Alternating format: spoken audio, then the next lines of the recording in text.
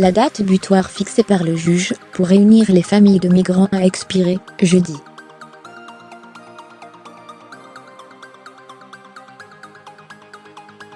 Le gouvernement américain estime avoir atteint son objectif, avec 1,800 enfants sur 2.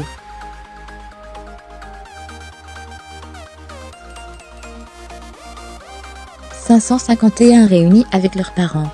Selon l'administration Trump, les 700 restants ne sont pas éligibles pour diverses raisons, casier judiciaire ou parents déjà expulsés.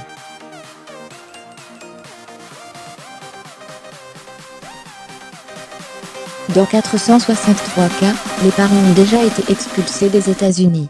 Pour eux, retrouver leur enfant sera un parcours du combattant.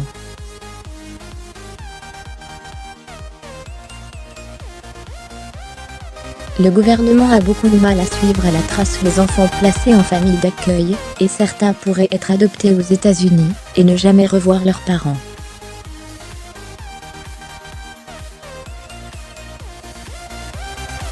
La tolérance zéro devant les tribunaux cela montre que l'unité familiale et le bien-être d'enfants déjà traumatisés ne sont pas une priorité du gouvernement.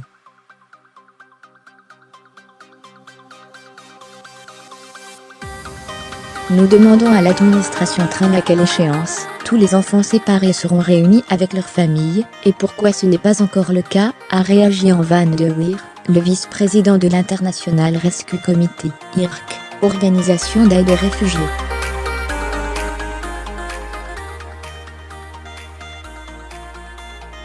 La politique de tolérance zéro de Donald Trump, mise en œuvre entre avril et juin, a entraîné le placement en détention de milliers de personnes entrées illégalement aux États-Unis, clandestins comme demandeurs d'asile.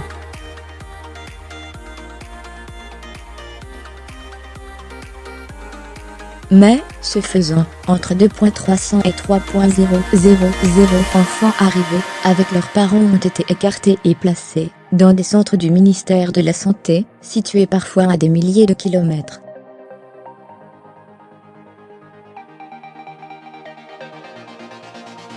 L'indignation a été telle aux États-Unis que le président Trump a été obligé de revoir sa copie en juin, en interdisant par décret la séparation systématique des familles.